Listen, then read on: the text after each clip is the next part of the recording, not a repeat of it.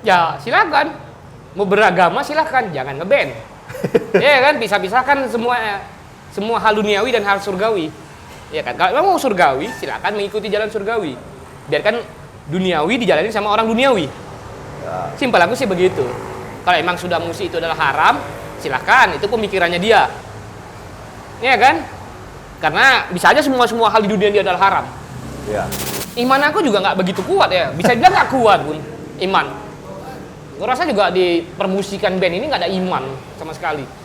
Problemnya adalah jangan bermain api kalau tak mau terbakar. Jangan bermain air kalau tidak mau basah. Jangan bermain cinta kalau tak mau kecewa.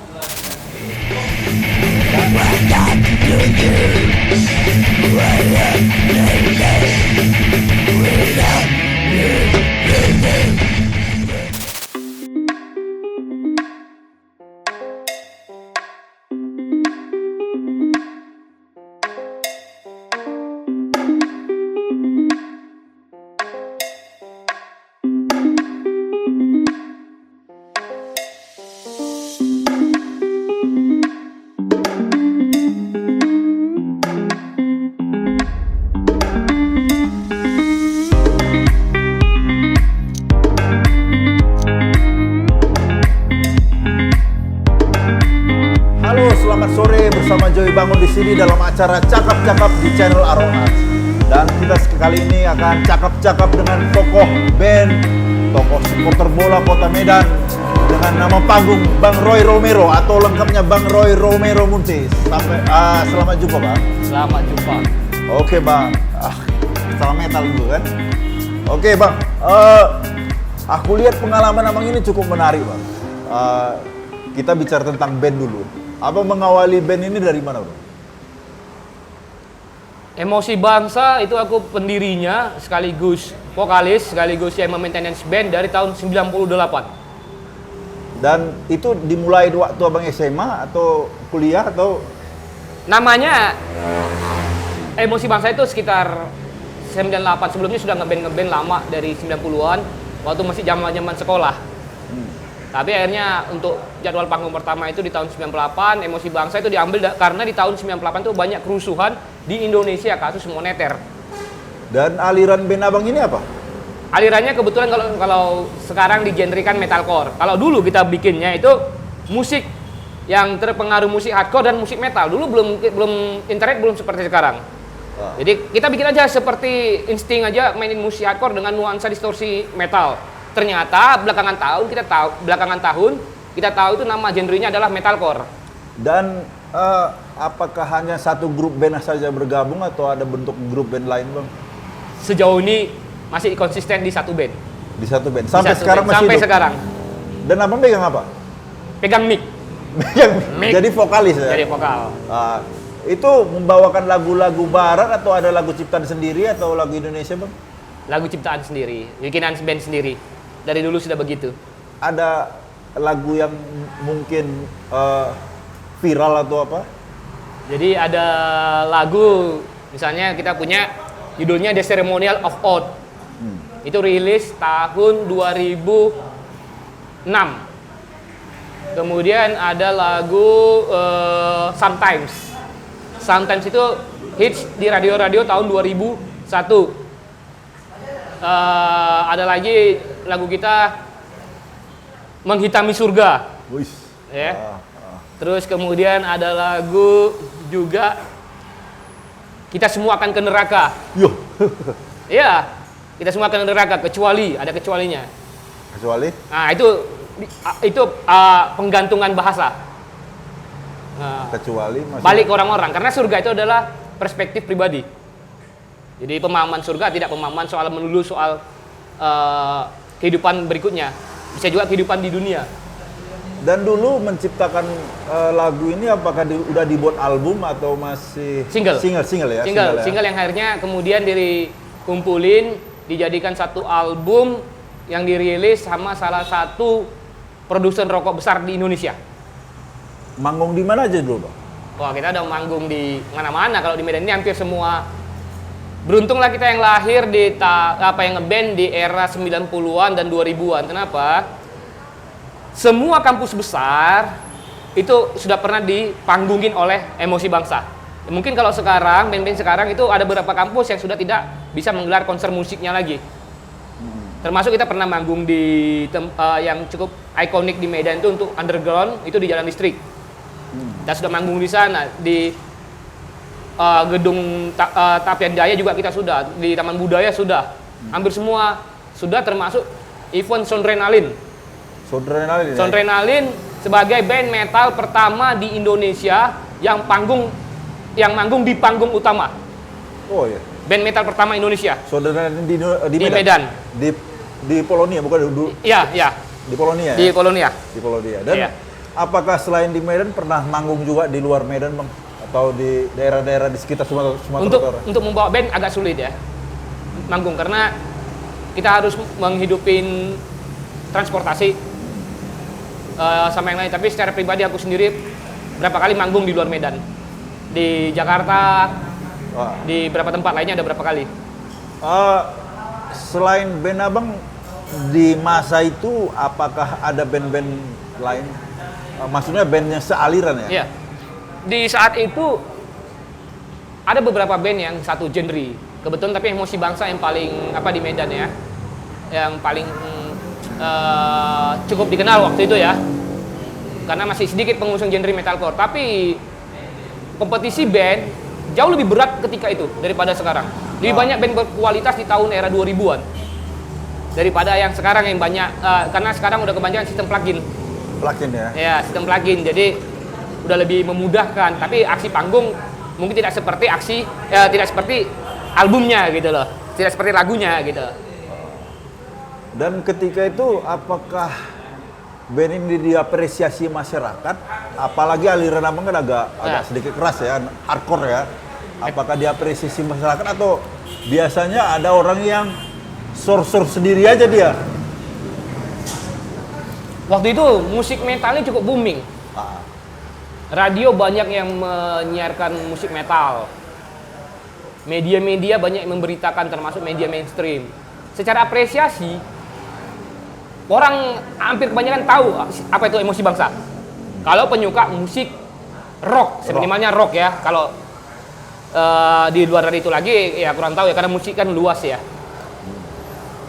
Dan pengikut generasi Abang sampai sekarang masih ada atau apa? Banyak atau? Kebanyakan sudah pensiun sih.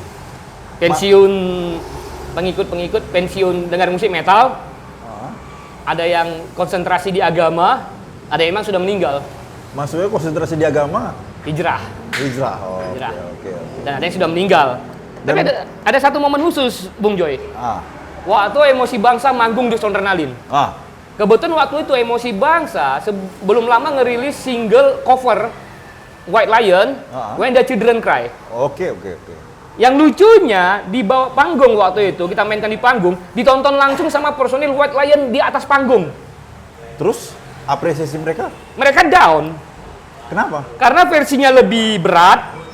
Dan kemudian apresiasi penonton tuh ngeri. Ya, kita udah permisi duluan sama Mike Tramp waktu itu. Mike Tramp di atas panggung lagi bersama Ayu Azhari. Sama beberapa personil bawaannya Mike Tramp. Dengan bahasa kita pakai translator ya, ada disediakan oleh event organizer. Kita permisi bawain lagu White dan Children Cry, tapi versi metal. Ya. Dan dia bilang no problem. Mungkin dia bilang no problem, versinya bakal nggak lebih hebat dari kami.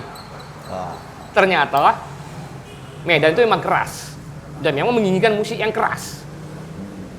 Akhirnya mereka sendiri yang jiper, dan ketika White Lion-nya manggung justru bawain versi akustik yang akhirnya kena lempar botol. Kenapa, Bang? Karena itulah karakter orang Medan. White Lion dilempar botol gitu? Iya, dilempar cup karena versinya When the Children Cry versi akustik. Iya. Sementara animo penonton waktu itu membayangkan adalah sebuah konser yang penuh distorsi. Ya kan? Kira-kira gitu dia. Dan kira-kira mengembangkan musik rock di kota Medan ini susah atau biasa aja atau gimana, Bang? Apapun ceritanya, kita kota yang selalu terpengaruh ya, atau selalu mengikuti tren Jakarta, Bandung, atau tren Jawa. Tren di sana, trenlah di sini. Dan abang nggak pernah memasuki kafe atau pub atau apa untuk manggung gitu Bang? Untuk manggung pernah, tapi itu event khusus. Event khusus yang disewa, kafe disewa khusus waktu itu, kalau tidak salah Ari King atau Rock Cafe. Hotel Danau Toba ya? Ya, dan Top Hotel Toba. Memang disewa khusus untuk acara musik keras. Oh, pada saat itu ya? Ya, pada saat itu. Atau seperti rock festival ya? Ya, untuk indoor. Tapi Emosi Bangsa sendiri adalah band pertama yang membuat video klip di Rock Cafe. Oh. Di tahun 2003. Dan apakah ada fans tersendiri dari Emosi Bangsa ini, Bang? Apakah abang mendapat apresiasi dari penonton, misalnya anak muda atau bagaimana? Ya, fansnya Emosi Bangsa itu banyak. Terus terang aja. Apalagi perempuan. Iya. Dulu kan kita termasuk salah satu cover boy ya. Iya.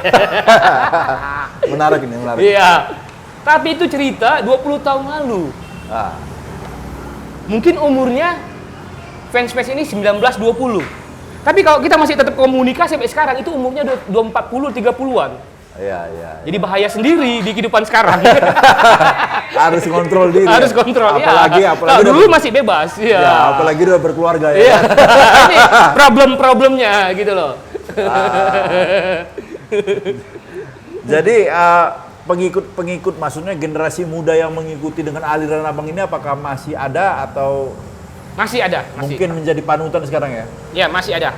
Dan beberapa juga masih nongkrong di kafe ini kebetulan. Masih ada, masih. Terutama yang laki-laki ya. Kalau yang perempuan sebatas masih berkawan di Facebook lah. Iya. Seminimalnya itu. Seminimalnya itu dulu. Kalau ya. Kalau semaksimalnya bahaya. Kalau maksimalnya bahaya. Iya, itu resiko lain lagi. Ada mungkin yang pernah abang dengar tentang personil band di Indonesia ini yang mengatakan janganlah masuk ke dunia band, itu haram. Kalau bisa band itu dihapuskan saja karena itu berbahaya dengan maksiat katanya. Gimana tanggapan abang terhadap teman-teman atau generasi muda yang ingin masuk ke dunia band? Ya silakan, mau beragama silakan, jangan ngeband. Ya kan, pisah-pisahkan semua hal duniawi dan hal surgawi. Ya kan, kalau memang mau surgawi silakan mengikuti jalan surgawi. Biarkan duniawi dijalani sama orang duniawi. Simpel aku sih begitu. Kalau emang sudah musik itu adalah haram, silakan, itu pemikirannya dia. Ya kan? Karena bisa aja semua hal di dunia dia adalah haram. Ya. Dan bagaimana juga mungkin mereka yang mau masuk ke dunia band ya menghadapi godaan-godaan terutama ya mungkin narkoba, wanita atau ya banyaklah kehidupan bebas anak band. Gimana kita kira-kira kita menghadapi itu, Bang? Apakah kita jaga iman atau memang kita mengikuti style seperti itu? Iman aku juga nggak begitu kuat ya. Bisa bilang nggak kuat pun iman.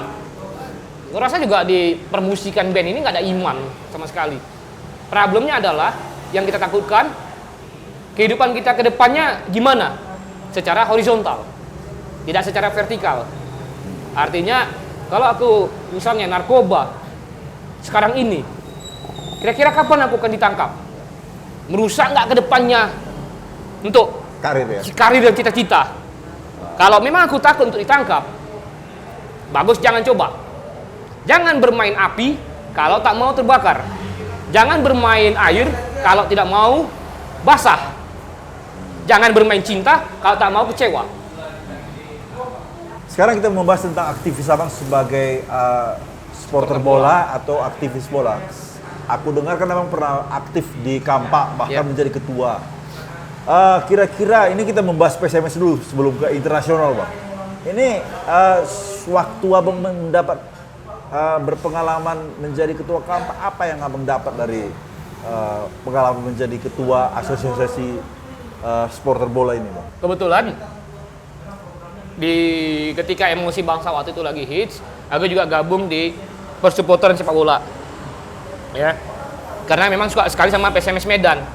Kenapa suka sama PSMS Medan? Karena dulu aku bercita-cita jadi pemain bola. Meskipun akhirnya gagal, tapi secara skill mumpuni lah. Gagal karena masalah teknis, patah tangan ketika uji coba dengan satu tim. Jadi aku nggak pernah jadi ketua kampak, tapi jadi panglima jenderal, kemudian pengorganisasian supporternya, terus sudah berapa kali ikut jambore supporter nasional yang dipilih sama sponsor dari setiap daerah yang dianggap ikonik persupporteran, juga pernah menjadi tim 11 supporter Indonesia. Jadi apa tadi, Bung? Bagaimana pengalaman abang menjadi, mungkin sekarang jadi panglima kampak ini, apakah heroik, artinya heroik ini dalam arti kata kita sebagai panglima memimpin satu supporter besar, memimpin menyupport sebuah tim bernama PSMS Medan ini kan. Dulu bukan maksud mau mengkerdilkan tim PSMS ketika zaman-zaman Mahyadi Panggabean, Satyawan Sinaga, Marcus Horizon sekitar tahun 2005-2006 atau apa. Aku salah satu orang yang penonton yang hadir di lapangan ketika PSMS menjuarai Piala Bang Yos 3 kali berturut-turut. 2005, 2006, 2007 kalau tidak salah, atau 2004, 2005, 2006. Aku salah satu supporter yang aktif dari Medan ya, berangkat ke Jakarta yang jadi saksi PSMS meraih juara, dan aku juga salah satu orang yang diwawancarai oleh TV nasional waktu itu sebelum PSMS bertanding. Bisa dibilang waktu itu sebenarnya tim tidak begitu hebat, tapi mereka dapat insulin atau tenaga dari supporter adalah pemain ke-12 yang benar-benar mendukung tim waktu itu, yang akhirnya menaikkan mereka semua. Karena mereka semua pemain istilahnya pemain dan pelatih kampung yang bermain tanpa struktur, bermain tanpa, tapi karena kekuatan supporter yang menyemangatin rap, pasti teriakan sampai 90 menit lebih, itu yang membuat PSMS menang. Termasuk penalti PSMS cukup jago waktu itu gara-gara penyemangat dari supporter. Marcus Horizon luar biasa ketika itu menahan beberapa penalti dari pemain PSIS Semarang. Aku tonton waktu itu, masih ingat waktu itu di stadion di Jakarta, Lebak Bulus kalau nggak salah ya, Piala Bang Yos. Dan kebetulan dan gara-gara supporter aku hampir meninggal atau mati 4 kali gara-gara pertempuran supporter bola di Indonesia, termasuk ketika waktu itu perang besar antara 4 supporter di semifinal Liga Indonesia, lupa Liga Indonesia 2, 3 atau 4 di Jakarta. Itu ada PSMS, PSM, Persija dan Persipura. PSMS, Persebaya dan Persipura. Kebetulan Persebaya sama PSMS bajunya sama-sama hijau. PSM dan Persipura bajunya mirip, merah. Dan penerangan gelap, PSMS main di pertandingan kedua. Lupa lawan siapa, tapi ada pertandingan pertama antara hijau dengan merah. Jadi kalau orang berperang itu tinggal lihat warna baju. Yang tadinya misalnya merah 1 berperang melawan hijau 1, itu terkena panah atau senjata ke hijau 2, dan itu banyak korban. Itu salah satu pengalaman aku yang paling ingat di zaman persupporteran sepak bola Indonesia ini. Dan dukungan kampak sendiri terhadap PSMS, menurut abang gimana kira-kira? Luar biasa ketika itu. Di zaman Herna Pardede, terus kemudian ada saudara Julham Effendi Siregar ya. Kemudian ada saudara Diki sebagai pendiri kampak juga. Luar biasa sangat itu. Secara organisasinya, organisirnya luar biasa, sampai puluhan ribu supporter terdata. Dan menurut abang PSMS sendiri apa kendalanya saat ini, Bang? Dulu kan mencapai titik, mungkin mencapai titik puncak itu pada saat zaman Pak Radiman Tarigan nih menjadi manajer. Sekarang masih di divisi 1 dan kita mungkin agak sedikit kecewa dengan pencapaian ya. Iya, jadi kan secara persupporteran bola sampai tahun 2007 atau 2009 aku di kampak. Di tahun 2011 diajak sama si Bung Rahmat Nur Lubis untuk menangani PSMS Fans Club sampai di 2013. Itu secara persupporteran. Soal PSMS, memang kita waktu itu salut dengan Pak Randiman dan Pak Jimmy Suhairi Lubis. untuk menangani mengarrange tim PSMS. Tapi jangan lupa juga di atas mereka ada wali kota dan wakil wali kota yang sangat cinta bola, itu Abdillah dan Ramli. Iya. Nah, jangan lupa juga di zaman itu ada APBD. Iya. Nah, ketika Menteri Olahraga, KONI lah ya, dan PSSI itu melarang APBD ke tim bola yang dianggap profesional dan harus membentuk badan usaha, di sini mulai jatuhnya PSMS. Awalnya bisa dikatakan ketika dipegang oleh Bang Syihak Sitorus. Itulah awal kejatuhan. Awalnya di tahun 2007 dengan dana besar. Karena diambil pihak swasta ya. Ya, Mungkin ada itulah peralihan antara PSMS tanpa APBD dan APBD yang sebelumnya. Dari situlah mulai PSMS goyang, masuk ke divisi bawah, padahal uang besar. Tapi itulah sistem persepak bolaan Indonesia yang banyak ular dan banyak hutannya. Kalau aku lihat Bang, persepak bolaan Indonesia ini kan banyak yang lu aja, lu lagi gitu kan. Jadi di sepak bola nasional juga gitu. Kalau Ya. di PSMS ini mungkin pertanyaan ini agak sensitif dan mungkin bisa menyindir orang juga Bang. Cuma menurut Abang pribadi, apakah karena ada lu lagi itu makanya PSMS tidak berkembang atau bagaimana? Problemnya ini si Malakama memang 4L, lu lagi. Tapi tidak diturunkan orangnya pun tidak ada penggantinya. Tidak ada yang memahami struktur semak belukar di PSSI, struktur semak belukar di Liga Indonesia. Ini yang sulit dipahamin. Ya kan, bahkan itu kembali lagi, bahkan seorang Bang Syihak Sitorus pun bisa tereliminasi atau katakanlah dicampakkan dari esko PSSI. Nah, karena memang ini yang apa ya? Ini rumitnya sepak bola, habitat rumitnya sepak bola Indonesia. Adapun orang kaya belum tentu bisa menangani tim seperti PSMS. Problemnya di mana? Itu ada di internal di dalam yang kita dari luar cuma bisa lihat dari luar. Manajemen lah ya. Iya. Dan cuma di dalam lah yang mengerti rumitnya di mana. Kita kan tidak ada akses ke dalam.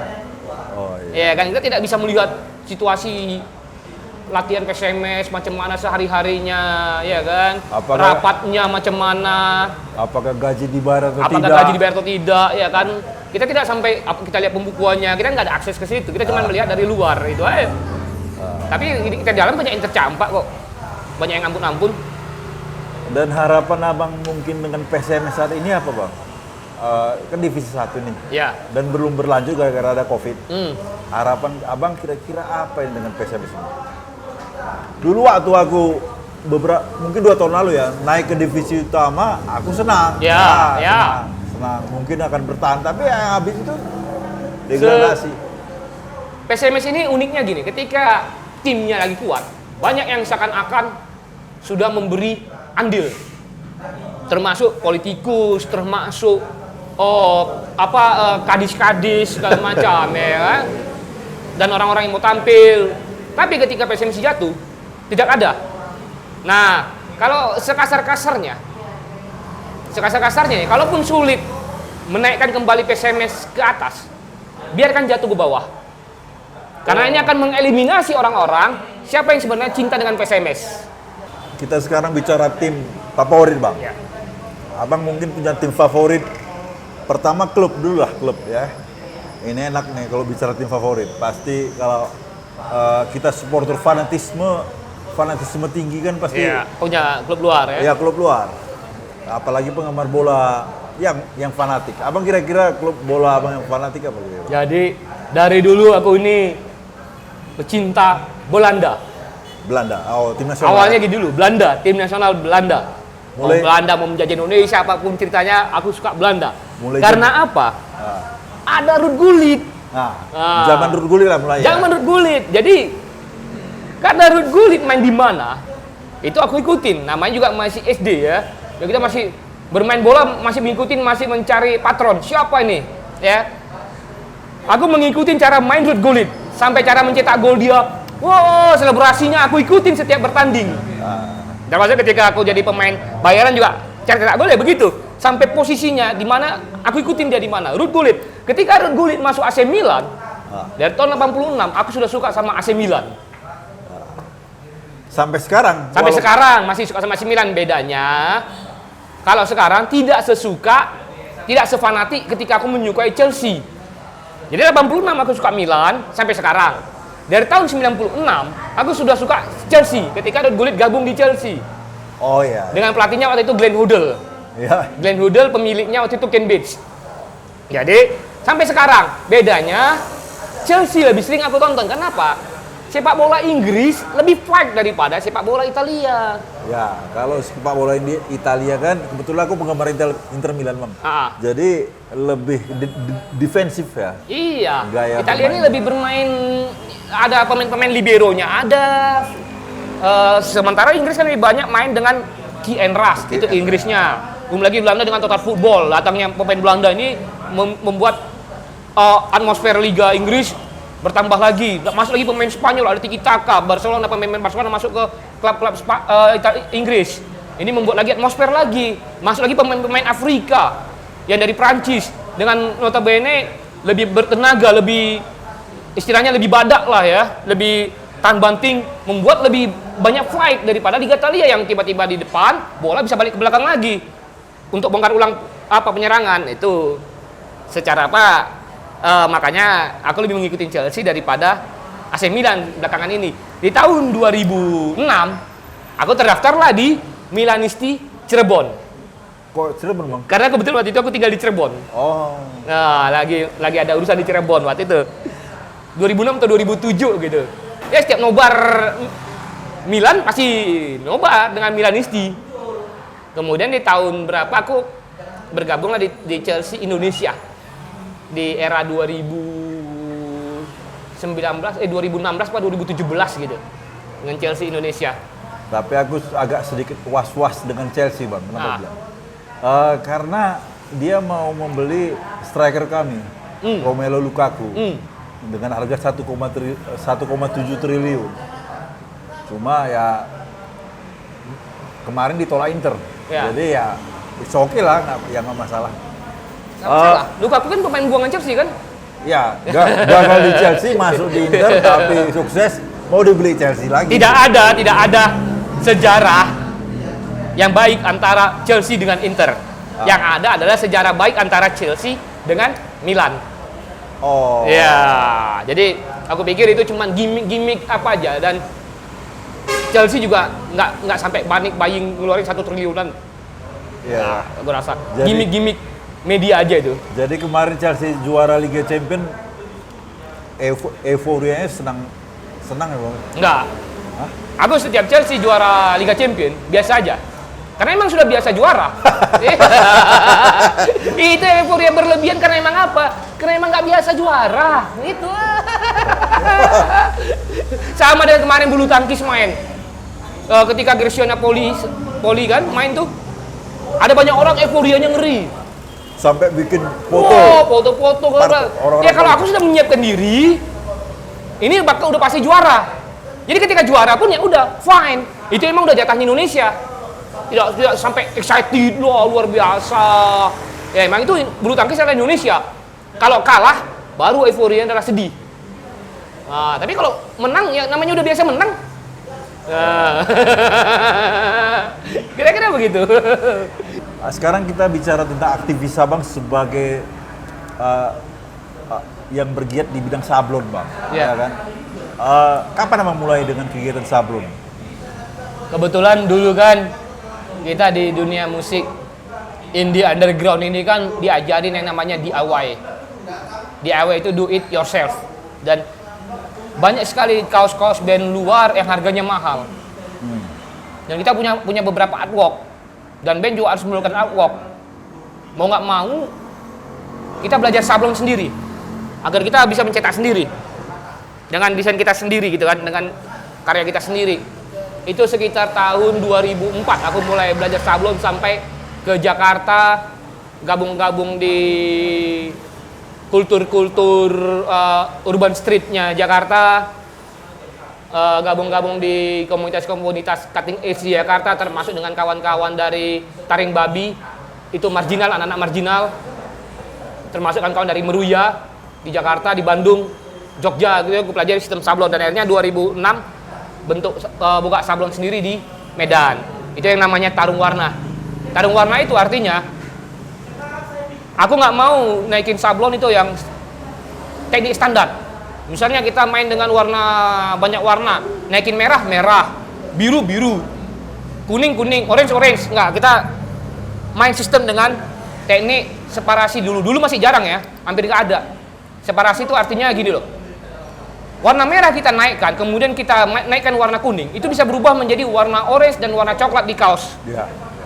Makanya namanya tarung warna. Biarkan warna-warnanya bertarung sendiri di atas kaos. Oh gitu. Iya, itu filosofi nama tarung warna dulunya.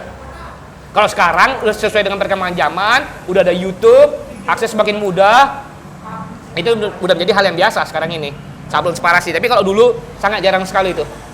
Makanya namanya tarung warna.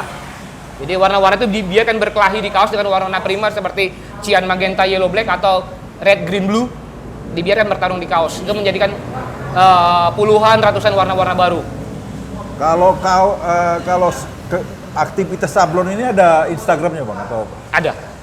Oke, kalau ada Instagramnya nanti kita taruh di sini. Di bawah ya. Di bawah Instagramnya nanti bisa pesan kaosnya ke Bang Roy Romero. Iya.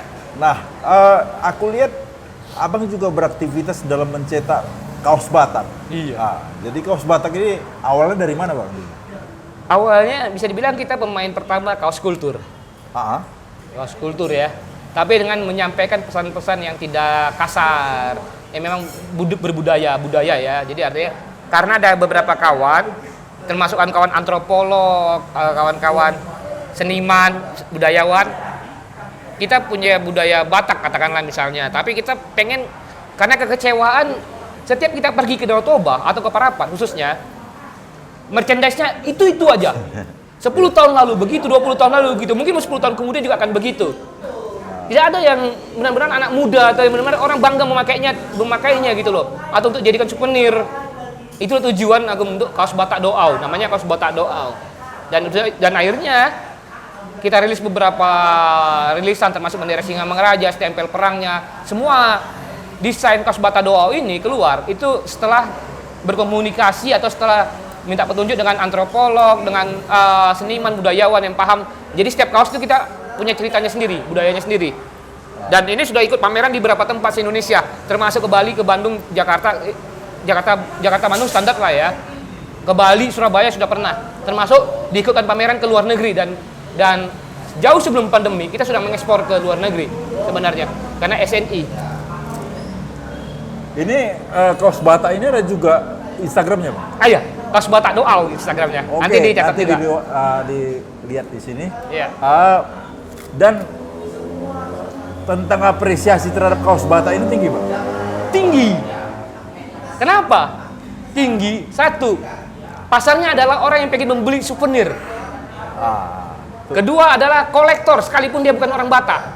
Artinya souvenir, dia bukan orang Batak, kebetulan datang ke Medan, ya, pengen ngasih oleh-oleh balik ke kawannya yang orang Batak. Atau ketiga, ini yang paling lucu. Salah satu yang paling lucu, untuk menyogok bos. Bos kantor minimal, atau ya kita tahu bos kantor kita di luar dari Sumatera Utara. Dan bos kantor kita ulang tahun.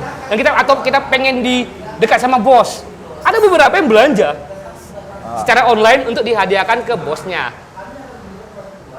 Dan mereka jadi nongkrong bareng, jadi ngopi bareng. Jadi ada pendekatan emosional jadinya.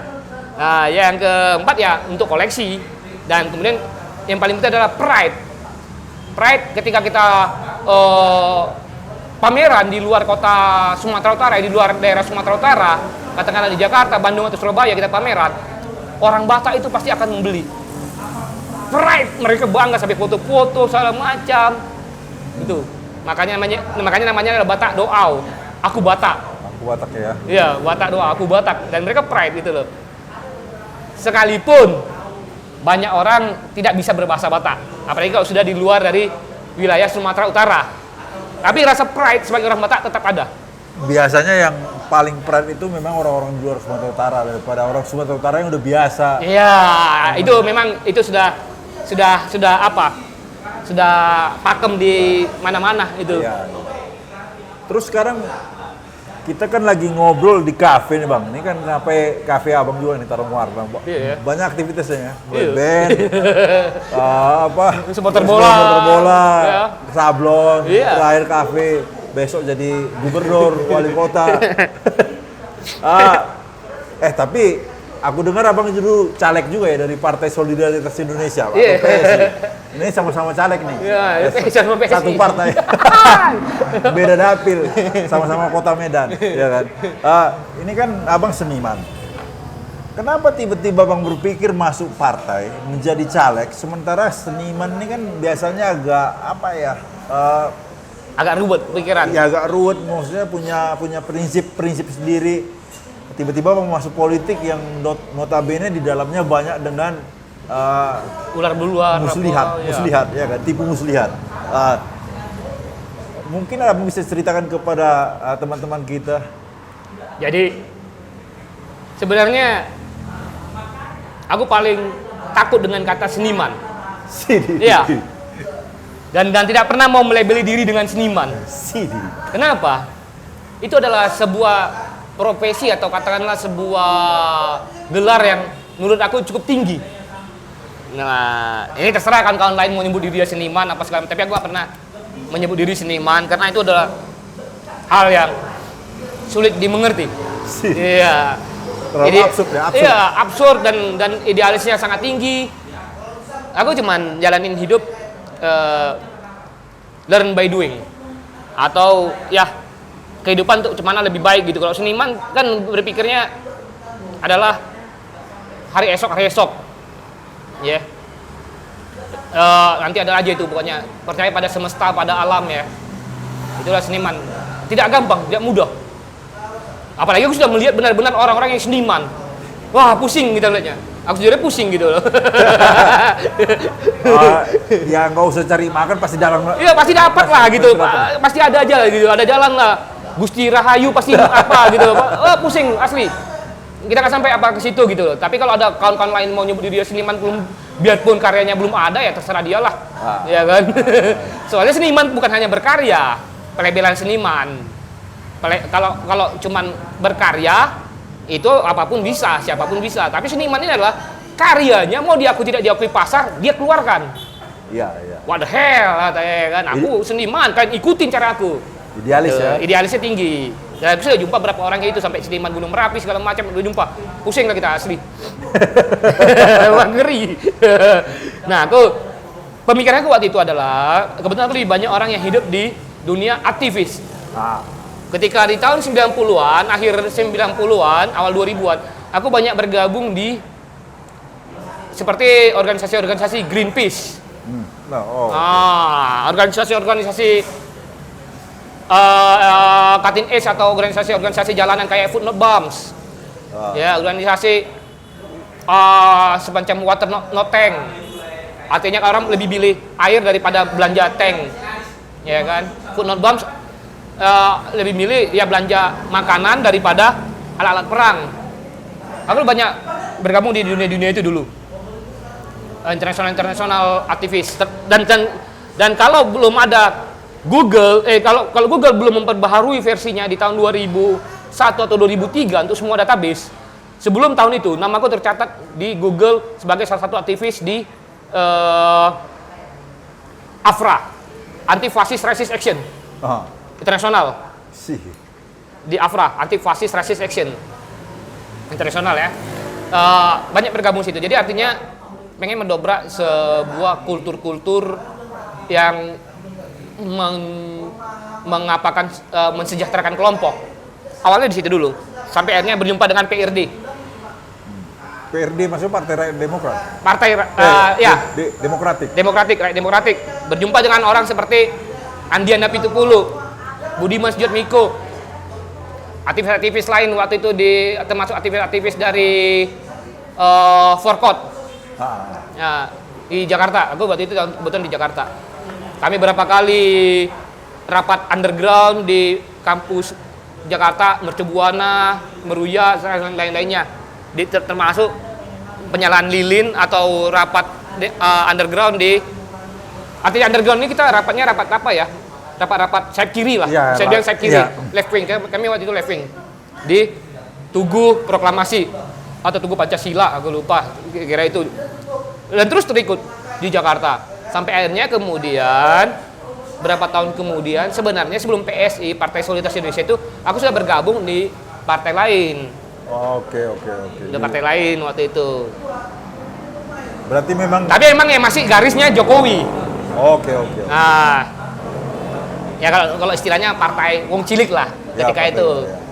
Rata-rata semua aktivis bergabungnya setelah PRD bubar ya di partai itu. Ya. Di partai wong cilik itu. Jadi setelah bergabung, abang bergabung lagi dengan PSI ya? Ya, bergabung dengan PSI. Dulu kami sama-sama ketua PSI Medan, Bro Renvil. Ya kan? Bro Renvil yang mengajak aku ke PSI di last minute pendaftaran caleg. Oh, sebelumnya udah ketemu, sudah pernah kenal dengan Bro Renvil ya? Sudah, 5 tahun sebelum itu aku sudah kenal dengan si Bro Renvil. Kami di organisasi yang sama. Dengan Bro Renvil. Tapi kebetulan aku duluan di organisasi itu, kemudian Bro Renvil masuk. Dan di PSI, Bro Renvil diajak ketika pertemuan deklarasi mendukung Jarod Sihar. PSI Medan mengajak Bro Renvil pindah ke PSI. Dan nggak lama kemudian, mungkin Bro Renvil butuh teman yang bisa dipercaya kali ya. Yang memang bisa membackup pergerakan dia. Itu pemikiran aku ya. Dari segitu banyak temannya, aku yang diajak ke PSI. Itu ya aku pikir, karena yang ngajak adalah Bro Renvil, pertemuannya di sini. H-1 pendaftaran caleg untuk Medan tutup, dihubungin Bro Renvil. Oke, siap. Nah, itulah akhirnya bergabung ke Partai Solidaritas Indonesia, dan Bro Renvil sekarang sudah jadi anggota dewan dan kebetulan juga jadi ketua Partai Solidaritas Indonesia Medan. Dan tahun 2024 nggak ada niat untuk maju lagi, Bro? Kita lihat amunisi. Ya, kita lihat kondisi. Kondisi ya. Karena kalau berkaca dari, kebetulan kan kemarin saya juga kan caleg di 2019. Bisa dikatakan nggak ngapain-ngapain. Artinya nggak ngapain-ngapain ya, tidak seperti kampanye-kampanye pada umumnya caleg-caleg. Tidak habis-habisan lah ya? Nggak habis-habisan. Cuek ya? Iya, cuman ya door to door. Nggak ada buah tangan yang bisa kita kasih selain kartu nama. Yang lain mungkin bisa ngasih kaos, bisa ngasih ya uang jajan atau apa gitu sembako kan, bahkan atau sembako atau ya uang jajan atau semprot ini semprot itu ya. Aku muri datang dengan kartu nama. Ketika ditanya visi misi juga, ya aku bilang apa visi misi kalian jadi rakyat, itu visi misi aku gitu loh. Karena aku terangkan pun kalian nggak akan ngerti. Dan terlalu lebay kadang. Iya, dan aku pikir juga memang ada visi misi yang jalan. Kita kan dari orang apatis, ya kan? Emang ada rupanya visi misi yang jalan. Kalau itu cuman hanya masalah retorika. Iya kan? Yang penting kan nyaman, udah nyaman semua, udah gitu aja sama aku ketika itu berkampanye door to door. Door to door cuma ngasih kartu nama, jangan lupa pilih ya, gitu. Itu nanti besok masih timpa lagi sama caleg lainnya kan. Dapil 1 itu ada sekitar, satu dapil itu 8 untuk per partai. Katakanlah ada 14 partai, kali kan 8 kali 14. Dan lucunya, dengan biaya cuma habis berapa juta, ya paling 5 juta lah habis sama 8 bulan. Itu udah termasuk bensin, udah termasuk ngopi, udah termasuk nyetak spanduk. Suara lumayan. Daripada cerita-cerita kawan yang habis 400 juta, 300 juta, suaranya masih di bawah aku gitu loh. Ini yang membuat aku, oh mungkin kalau aku jaga di 2024, mudah-mudahan duduk bisa. Tapi dengan catatan, harus ada bensin lagi. Bensin lagi ya? Iya, untuk mendongkrak yang kemarin ini 2019. Kalau, lagi-lagi apa ya, seakan-akan kita jadi kayak manusia yang nggak mau disalahin, kalau Tuhan mengizinkan. Itu kan bahasa yang seakan-akan tidak mau disalahin. Dan ada lagi satu bahasa, indah pada waktunya. Iya, indah pada waktunya. Kan itu bahasa-bahasa pesimistis ya kan. Indah pada waktunya, tapi kita masih tidur. Oh, kembali ke kafe tadi. Ini kan ada kafe Tarung Warni di jalan apa? Ring Road. Ring Road Pasar 3 ini. mungkin nanti alamatnya di apa juga di deskripsi atau di bawah. Terpikir untuk bikin kafe, kenapa bang? Jadi sedih sebenarnya kita ceritainnya. Sablon waktu itu naik Tarung Warna. Salah satu dari 3 besar sablon production di Sumatera Utara lah ya, yang cukup punya nama. Sistemnya juga bagus. Uang enak lah. Hah? Uang enak.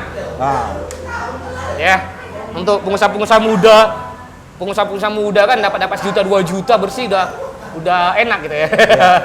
Jadi terkumpul lah uang. Akhirnya kita mau melebarkan bisnis Tarung Warna. Kita cari tempat yang bonafit di Medan. Wilayah adalah di Ring Road, yang kebetulan aku temui tempatnya ketika rapat partai. Oh iya. Jadi jaraknya cuma 3-4 ruko dari kantor lama PSI Medan. Yang nggak sengaja aku datangin, terus jalan beli rokok, ngelihat ada ruko kosong. Tawar, ternyata harganya masuk. 3 lantai. Jadi lantai 2 adalah distro, lantai 3 adalah sablon, workshop. Lantai 1 adalah ruang tunggu untuk orang nerima orderan atau pengambilan kaos. Kita bangunlah lantai 1, cuman kita taruh meja, beberapa meja, lama-kelamaan kita berpikir, ini lantai 1 terlalu luas untuk ruang tunggu. Iya kan? Jadi benar-benar kafe ini, Tarung Warna Coffee ini, accidental. Kita bangun sedikit lagi udah jadi coffee shop. Kenapa tidak sekalian aja? Dan ya sebelumnya kan? punya pengalaman untuk menjadi peracik kopi? Tidak, penikmat kopi aja, peminum kopi. Tidak ada pengalaman sama sekali. Dan sekarang yang membuat racikan-racikan? Ada barista kan yang kerja. Oh, ada barista ya? Ada barista yang kerja, kecuali kalau untuk sablon, aku belum nemuin tukang sablon yang bagus. Makanya aku tetap menyablon. Karena ada basic menyablon. Tapi meracik kopi, aku percayain sama barista. Karena aku sendiri, sebenarnya lidah agak mati rasa, jadi tidak bisa merasakan sesuatu yang makanan yang enak atau tidak. Tapi karena paling masuk akal adalah membentuk lantai 1 itu adalah cafe atau coffee shop. Nah, kafe ini buka dari jam berapa sampai Jam 11 siang sampai jam malam. Biasanya yang nongkrong? Nah, biasanya jadi gini. Setahun setelah kafe buka, kita masih menikmatin hasil itu kan. Orang datang ke kafe rame, tidak ada masalah apa-apa. Jadi di bayangan kita, uang tiap hari datang dari kafe, datang juga dari sablon, datang dari distro, datang dari kaos batak. Nikmat lah pokoknya. Kena pandemik. Dihantam habis-habisan. Sampai sekarang dihantam habis-habisan. Karena tidak ada customer, tidak ada apa. Orang belanja itu belanja hal yang primer. Pangan yang diutamakan, tidak lagi hal-hal yang tertier atau yang sekunder, tidak lagi hal-hal yang mewah gitu kan. Nah, tapi biasanya nongkrong di sini adalah seniman tari, seniman prolog, literatur, orang-orang yang suka menulis, budayawan, anak band udah pasti, terutama metal.